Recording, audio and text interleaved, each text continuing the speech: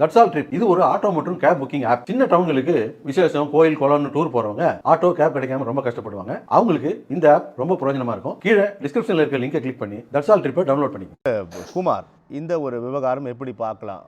முழுமை அடையாத காங்கிரஸ் திமுக கூட்டணி அப்படிலாம் ஒன்றுமில்லை, ஏற்குறைய செட்டில் ஒன்று ஆகிட்டோம். ஆனால் சில கருத்து கோரிக்கைகள் தொடர்ந்து கொண்டே இருக்கிறது. அதை நாங்கள் சரி செய்து விடுவோம், எல்லா கட்சியிலும் தொடர்கிற விஷயம்தான் இங்கேயும் தொடர்கிறது என்ற வாதத்தை எப்படி பார்க்குறீங்க குமார்? சிலரை சில காலம் ஏமாற்றலாம், பலரை பல காலம் ஏமாற்றலாம், எல்லோரையும் எல்லா காலமும் ஏமாற்ற முடியாது. யாரை சொல்கிறீர்கள்?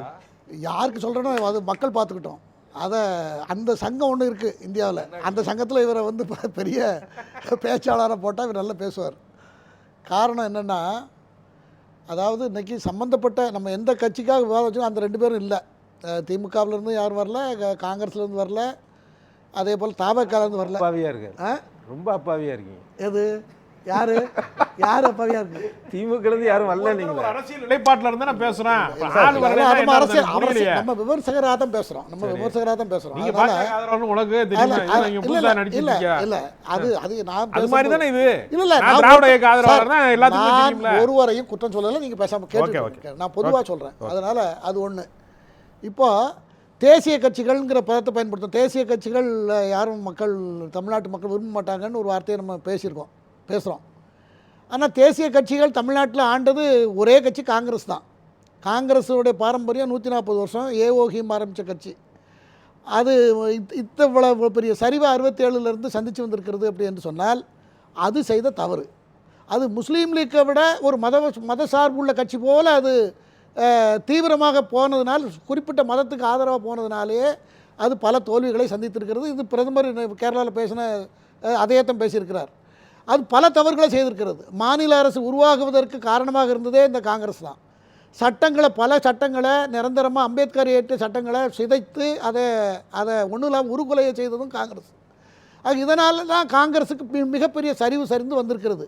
நீங்கள் 71லேருந்து பார்த்தீங்கன்னா 71ல் 67ல் ஆட்சியை பிடித்த திமுக, 71ல் காங்கிரஸோட கூட்டணி 23 இடமும். அப்போது 71ல் 234ல் 205 இடங்களை அப்போ வெற்றி பெற்றது. அதற்கு பின்னால் நீங்கள் பார்த்தீங்கன்னா 80ல் எம்ஜிஆருக்கு வந்து 2 பேரும் தோற்று போகிறாங்க. ஆக இப்படி வரிசையாக நீங்கள் பார்த்தீங்கன்னா காங்கிரஸ் படிப்படியாக சரிந்து வந்திருக்கிறது. எம்ஜிஆர் இருக்கிற வரைக்கும், ஜெயலலிதா அம்மையார் இருக்கிற வரைக்கும் திமுகவும் தலை தூக்க முடியவில்லை. இதுதான் வரலாறு, தமிழக அரசியல் வரலாறு, தேர்தல் வரலாறு இப்படி தான் இருந்திருக்கிறது. அப்படி என்றால் மக்களிடம் வேறு தலைவர் ஜெயலலிதா மறைவுக்கு பிறகு காங்கிரஸில் அதிமுகவில் ஏற்பட்ட உட்கட்சி பூசலினால் இந்த கட்சிகள் 2021ல் திமுக மீண்டும் ஆட்சியை பிடித்திருக்கிறது.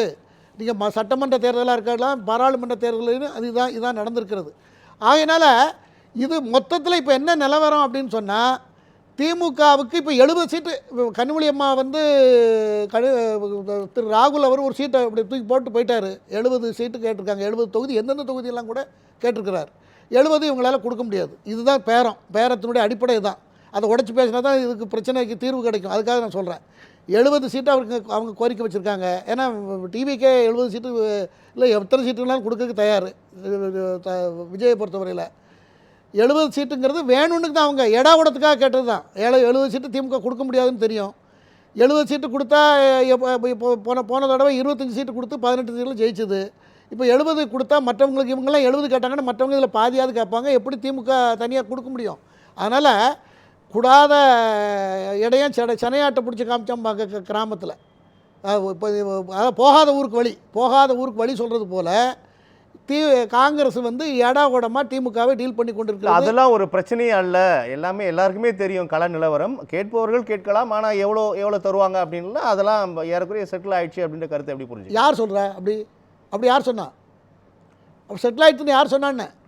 சார், பிரச்சனைக்கு காரணமானவர்கள், பிரச்சனைக்கு முதல்ல துவக்குனது யார்? வேலுச்சாமியை விட்டுருங்க. அவர் சௌத்ரி, அவர் தஞ்சாவூர்கார் இருக்கார, அவராக இருக்கட்டும், ஜோடங்கராக இருக்கட்டும், அல்லது அதற்கு பின்னால் ஜோதிமணியாக இருக்கட்டும், அல்லது மாணிக்கம் தாக்கூராக இருக்கட்டும், ராஜேஷ்குமார் சட்டமன்ற. ஆமாம், எல்லாருமே இப்போ காங்கிரஸில் இன்னைக்கு தேதியில் சார், ராஜீவ்காந்தியுடைய மகன், சோனியா காந்தியுடைய மகன்கிறது இருக்கட்டும், அந்த மகன் ராகுல் காந்தி தான் இன்றைக்கி அவர் சொல்கிறது தான் அங்கே நடக்கும். அவர் சொல்கிறது தான் இப்படி தான் நடந்துக்கிட்டு இருக்குது. அவர்கிட்ட இருந்து இவ்வளவு பேர் பேசியிருக்காங்க, மாதக்கணக்கில் பேசிட்டு வராங்க. ஒரு அறிக்கை வந்திருக்கா? இல்லை, அதெல்லாம் தப்பு, அதை இவர் பேசுகிற தப்பு, அவர் நீக்கிறோம் போயிடுவோம் வந்துடுவோம், அதெல்லாம் பேசக்கூடாது, பேச்சுவார்த்தையை பற்றி நானும் மு.க. ஸ்டாலின் அவர்கள் தான் பேசுவோம், என்னைக்காவது அறிக்கை வந்ததா? அல்லது இப்போ பிரியங்கா காந்திகிட்டேருந்து வந்ததா? அல்லது சோனியா காந்திகிட்டேருந்து தான் வந்ததா? யார்கிட்டருந்து வரல. அல்லது அவர் கார்கே தான் தலைவர். கார்கே தலைவர் அந்த கார்கே கிட்ட இருந்தாவது, அதாவது யாரும் பேசக்கூடாது, கூட்டணியை பற்றி சரியான நேரத்தில் நாங்கள் பேசிக்கிறோம் அப்படின்னு அவரும் சொல்லலை. அப்போ இதெல்லாம் எதை காமிக்கிறது என்று சொன்னால், நான் பேருக்கு எல்லாருக்கும் பேசிக்கிட்டு இருப்போம், நாங்கள் ஒரு முடிவு எடுத்திருக்கோம், அந்த முடிவை தேர்தல் சமயத்தில் அறிவிப்போம். அது என்ன முடிவு? வெளிநாட்டு இன்ஸ்ட்ரக்ஷன், வெளிநாட்டினுடைய ராகுல் காந்திக்கு இருக்கிற தொடர்பு, அந்த ராகுல் காந்திக்காக இந்திய தமிழ்நாட்டில் தாவேகா விஜய்க்கு வந்து ஒரு பெரிய கூட்டம் வருது. இதுவரைக்கும் இந்த சமீப காலங்களில், அதாவது இப்போ இந்த 10 ஆண்டு 15 ஆண்டு எம்ஜிஆர்லாம் விட்டுறலாம், இதுக்கு பின்னால் இப்போ கடந்த காலத்தில் சமீபத்தில் இருக்கிற கூட்டம் அதிகப்படியான கூட்டம், அளவிட முடியாத கூட்டம், 40 பேர் இறக்குற அளவுக்கு ஒரு கூட்டம், இப்படியெல்லாம் கூட்டம் வரக்கூடிய ஒரு நடிகராக இருக்கார்.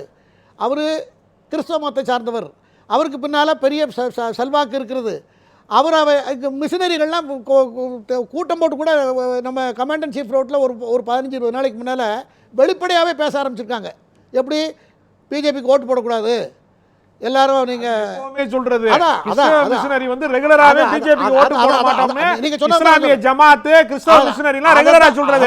புதுசா கரடி விடாதீங்க. வெளிநாட்டுக்கு அடிக்க போறாரு விஜய் தேர்தலுக்கு விஜய் வெளிநாட்டுக்கு அதுக்கு என்ன சம்பந்தம் இருக்கு?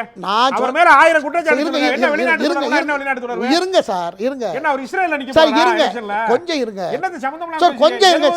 உங்களுக்கு சம்பந்தம் சீட்டை தூக்கி போட்டாங்க, நீங்க நேரா பாத்தீங்களா? கொஞ்சம் ஏதாவது இட்டு கட்டி பேசுங்க. நீங்க கொஞ்சம் இருங்க சார். எவ்வளவு நேரம் பொறுமையா இருங்க சார்? கொஞ்சம் இருங்க. இப்ப நீங்க சொல்றத அளவா பேசுங்க. இல்ல இருங்க, கொஞ்சம் இருங்க. அளவா பேசுங்க. இல்ல இருங்க சார், கொஞ்சம் இருங்க. பிஜேபியோட தொழில் கொஞ்சம் இருங்க சார். பொய் பேசுறது யாருன்னு மக்களுக்கு தெரியும், நீங்க பேசாம இருங்க.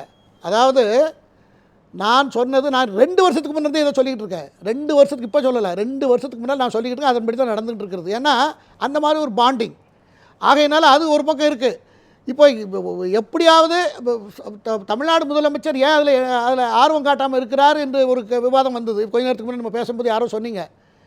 அதற்கு காரணம் இதுதான். இல்லை, இதெல்லாம் அவரும் தெரிஞ்சுக்கிட்டு தான் இதுக்கு அவராகவே வாலண்டியராக எதுவும் பேசலை. இது சம்பந்தமே இல்லாமல் இருக்கிறதே. அதனால் இந்த சூழலை நிலவுவதால் திமுகவும் குழு அமைக்கப்படும் முதலமைச்சர் அறிவிச்சிருக்காரு. எல்லாமே அமைப்பாங்க, எல்லாம் நடக்கும். ராகுல் காந்தி இந்த பேச்சுவார்த்தையில் வரமாட்டார், மு.க. ஸ்டாலின் அவர்கள் இதில் தலையிட மாட்டார். எல்லாம் கீழே 2வது ரவுண்டில் பேசிக்கிட்டே இருப்பாங்க. கடைசியில் ஒரு ஸ்டேஜில் அது ஏதோ ஒரு முடிவுக்கு வரும்.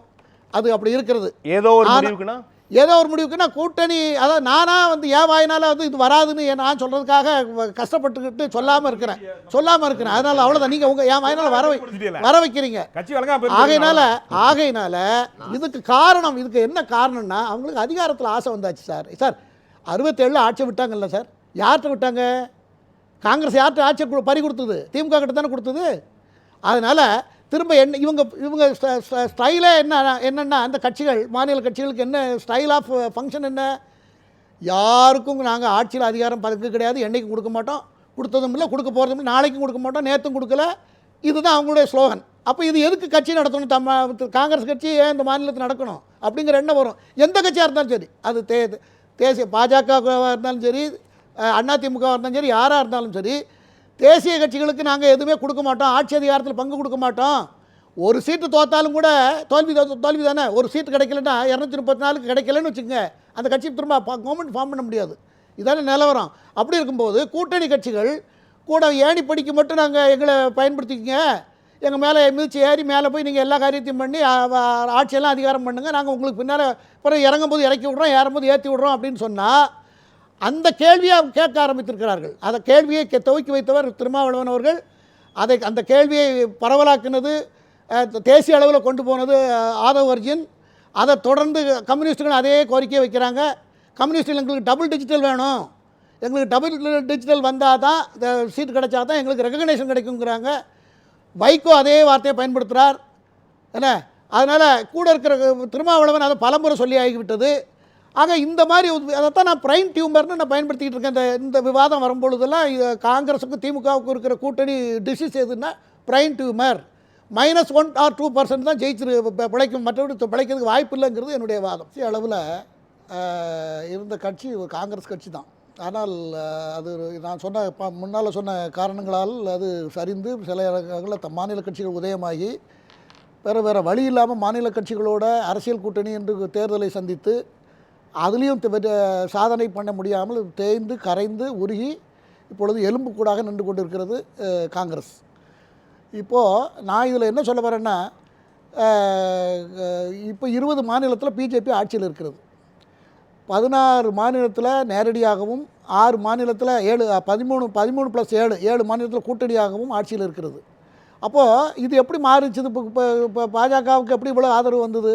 திரும்ப ஏற்கனவே இருந்த தேசிய கட்சி சரியில்லைன்னு மாநில கட்சி வந்தது. மாநில கட்சிகள் ஊழலில் இறங்கி ஊழல் செய்வதற்காகவே மாநில கட்சிகள் உருவான கட்சியாக மக்கள் தீர்மானித்து விட்டார்கள்.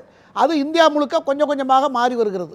இவ்வளோ ஊழல் இப்போ தமிழ்நாட்டில் நடக்கிற ஊழல் எடுத்துக்கிட்டால் நீங்கள் எதில் எடுத்தாலும் ஊழல், எதில் எடுத்தாலும் சினிமா துறையிலிருந்து சினிமா துறை மக்கள் தீர்ப்புக்குள்ளே வந்து ஆமாம் இல்லை இப்படி எல்லாமே பண்ணதுனால ஆன்டி இன்கம்பரன்சி ரொம்ப ஜாஸ்தியாகிட்டுது. அதே சமயத்தில் அதை சரியாக பயன்படுத்துவதற்கு கூட ஏற்கனவே கண்டினியூ பண்ணிக்கிட்டு இருந்த கூட்டணி கட்சிகள் அதை பயன்படுத்துவதற்கு தயாராகி கொண்டு அவங்க இப்படி கேட்குறது காரணம் என்ன? இப்படி இந்த சமயத்தில் பல்ஸ் பார்க்கும்போது பல்ஸ் வீக்காக இருக்குது திமுகவுக்கு. இதில் தொகுதி ஏறக்குறைய ஒரு சரி நம்ம ஜாஸ்தியாக கேட்போம் அப்படின்னு கேட்குறாங்க. ஏன்னா இதுக்கு முன்னே உள்ள நிலைமை வேறு, இப்போ இருக்கிற நிலைமை வேறு. இதுக்கு முன்னே ஆப்ஷனல் இல்லாமல் இருந்தது. திமுக அது ரெண்டும் தான் மெயினாக இருந்தது. இப்போது கூப்பிட்டா லட்சக்கணக்கில் இளைஞர்கள் வரக்கூடிய ஒரு ஆப்ஷன் வந்திருக்கு விஜயால். அவர் கடையும் விரித்து ரெடியாக வச்சுருக்காரு. எல்லாம் போட்டு யார் வேணாலும் வாங்க, உட்கார்றதுக்கு இடம் தரேன், உங்களுக்கு எல்லா உரிமையும் உண்டு, நான் எதுக்கு வேணாலும் தயார் உங்களுக்கு கொடுக்கணும். அவருக்கு ஆரம்பம். மற்றவங்க கட்சிகள் வந்தால் தேர்தல் வேலைகள் ஈஸியாக இருக்கும்னு அவர் அறிவிச்சிட்டாரு. அப்போ அதை பயன்படுத்துகிறாங்க இவர் கொடுக்க முடியாது. ஆகையினால காங்கிரஸ் இந்த தடவை திமுகவோட கூட்டணி தொடர்ந்தால் அது அர்த்தமற்ற தொடர்ந்தா உடைஞ்ச கண்ணாடி ஆகி போயிட்டு அதனுடைய நிலவரம் எல்லாரும் இரு தரப்புலையும் பேசுனதெல்லாம் உடைந்த கண்ணாடி. அதன் அடிப்படையில் இந்த பின்னணியில் தான் மக்கள் ஓட்டு போடணும். மக்கள் ஓட்டு போடணும். யார் வேணாலும் என்ன வேணால் பேசலாம். மக்கள் ஓட்டு போட்டாதான் மக்கள் தீர்ப்பு தான் மகேச தீர்ப்பு. அந்த தீர்ப்பு திமுகவுக்கு எதிராக இருக்கிறது என்பது மட்டும் நான் பதிவு செய்ய விரும்புகிறேன்.